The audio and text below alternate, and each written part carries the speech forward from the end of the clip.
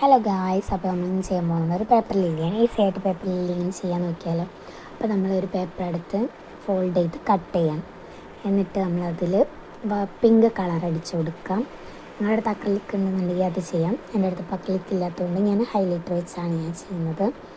എന്നിട്ട് dark pink sketch colour വെച്ച് നമ്മൾ ഓരോ പെറ്റൽസിൻ്റെ സെൻട്രലായിട്ട് ലൈൻ ചെയ്ത് കൊടുക്കണം. അങ്ങനെ ലൈൻ ചെയ്ത് കൊടുത്തിട്ട് ഫുള്ള് ലൈൻ ചെയ്ത് കൊടുക്കുക.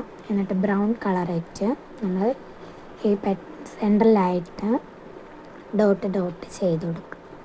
എന്നിട്ട് മറ്റ് പെറ്റലിൻ്റെ മേലെ പശ തേച്ചിട്ട് മറ്റ് പെറ്റൽ അതുപോലെ ഒട്ടിച്ച് കൊടുക്കുക.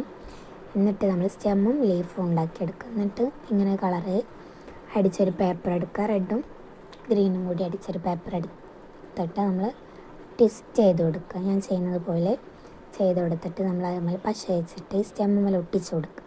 എന്നിട്ട് നമ്മൾ ഫ്ലവറിൻ്റെ സെൻറ്ററിൽ കട്ട് ചെയ്ത് അത് അയക്കാണ്ട് ഒട്ടിച്ച് കൊടുക്കുക. എന്നിട്ട് ലീഫും കൂടി വെച്ച് കൊടുത്ത് നമ്മുടെ ലില്ലി റെഡി. അപ്പോൾ ഓക്കെ ഗായ്സ്, ബൈ.